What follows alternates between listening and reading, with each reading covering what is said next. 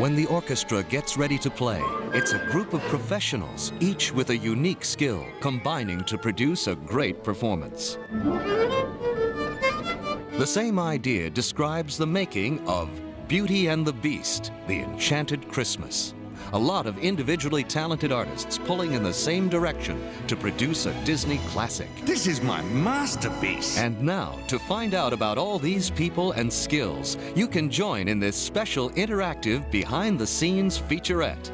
We'll meet the actors, including Robbie Benson, who plays the Beast. I don't know if I've become more of the Beast or if the Beast became me. I have no clue. And Paige O'Hara, the voice of Belle. Come on, do this.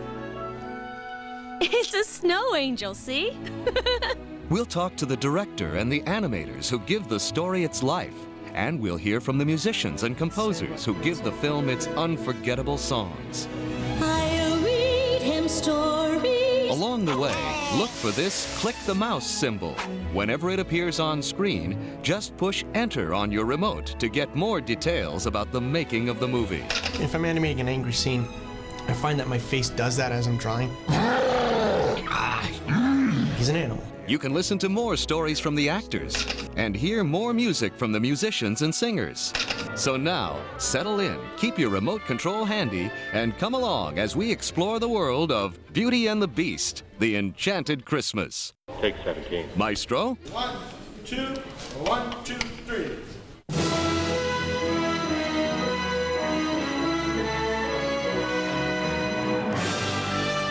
I suppose getting a crew of a couple of hundred people all working together on a project in the same direction is the most challenging part, and keeping the quality of the work as high as possible.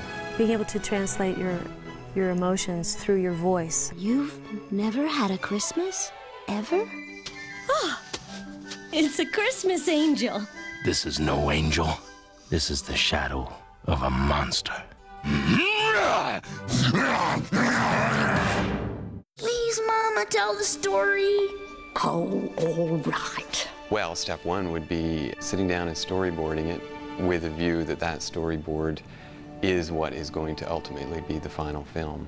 The next step would be shooting the storyboard, getting a timing for each scene. Then you get your actors in and do the recordings. As long as there's Christmas, I truly believe. It is I, Lumière. I am sort of jazzing that up, yeah.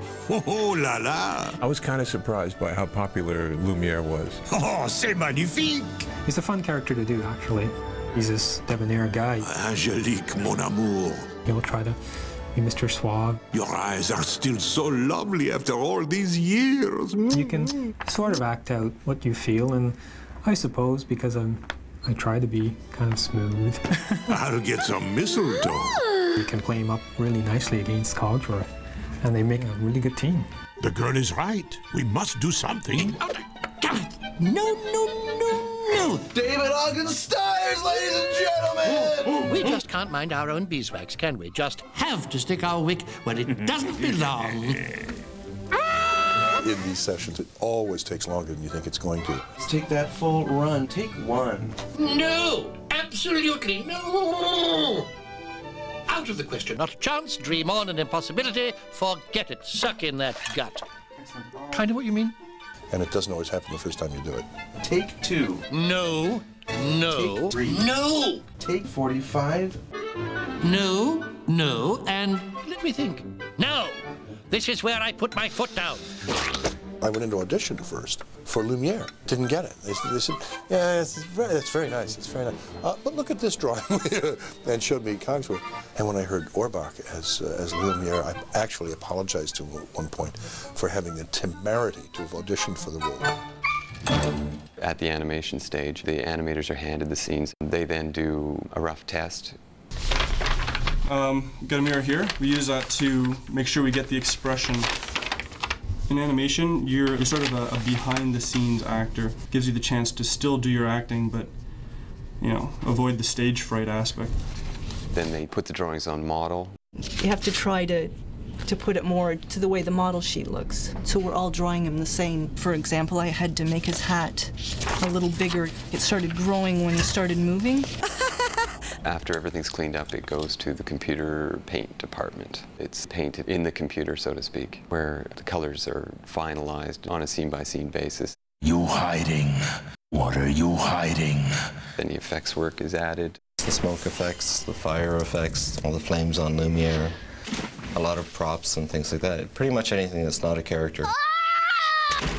We do all the water splashes. I hate water. Everybody knows how a water splash splashes. You can't cheat it. I'd have kind of one specialty, smoke. When I get to know him, we'll find more things to say. When I read the script, I identified with the fact that she felt out of place and odd, and I certainly identified with the girl who loves to read. What I love most in the world are my books. My problem was always a little too much in the first few recording sessions. Yeah! They said, no, okay, Ethel Merman, let's tone it down. I'm sorry. She is independent and strong-willed. How can you be so selfish? She's a really good role model for kids. I'm not giving up. As you're acting, as you're giving life to something that's just verbal, there will be no Christmas. Basically, you're directing yourself. I am the master here. The directors, they're brilliant, and I love working with them. And you know, it's like, tell me. You tell me, I'll go there. Come on. You embellish things in a world that doesn't exist yet, and that's what the animators do also. They take what they want, and then they become actors with their pencils. I'm a frustrated painter as well, so I really admire these artists. And this is beautiful, Scott. This is, yeah, really nice. The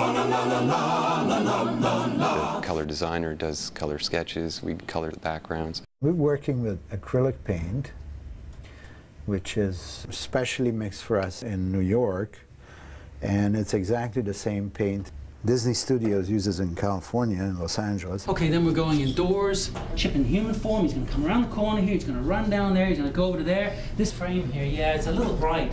Well, I could put a little wash over it. Sure, you glaze it and knock it back, and then that's ready for camera, ready for compositing. When you're really inspired, you do something quite remarkable. When you're not inspired, you still do your level best. And that's the mark of a professional. The show must go on, as they say. I am your friend, your cher ami. I wouldn't lie to you. I think writers have a lot more fun writing villains. They're just, on the whole, just really very much better written and therefore a great deal more fun to play. Absolutely. You get to be the bad guy.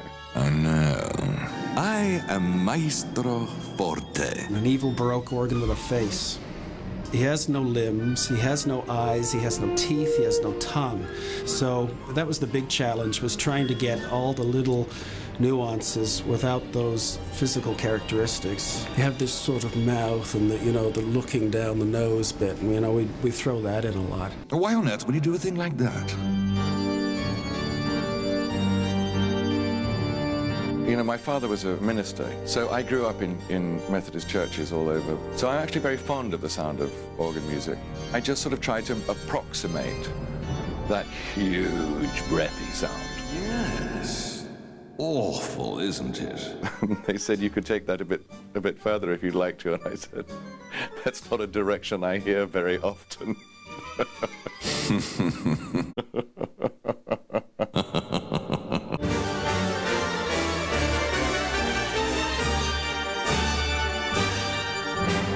The music helps tell the story. The music helps. Saying we're going off on an adventure. There's a sense of urgency here. Or a sense of darkness.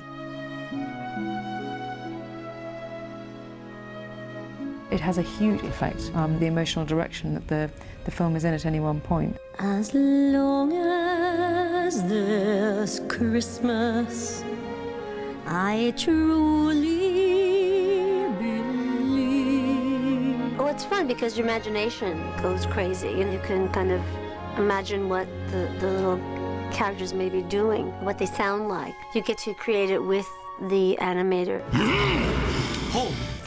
Is this satisfactory, or? If there's anything wrong, just tell me. I could change it really fast. It's no problem. Okay. The exciting part is when we've got a finished color scene and we drop it into the Leica reel. See everything just finally come together and go, you know, wow, we're only 3-4 weeks away and we're actually going to get this done. To have someone beautiful love someone else not from their outward appearance, but from what's in their soul, I mean, that's a very important lesson. We learn such positive attributes in terms of our relationships with people whom we love, certainly with our families. One of the most gratifying things is kids. Is when they come up to me. I always try to tell them, you know, the Beast is a good guy. Don't worry, I'll always take care of you. Our job is to take you somewhere completely different, and to do it with just a bit more color.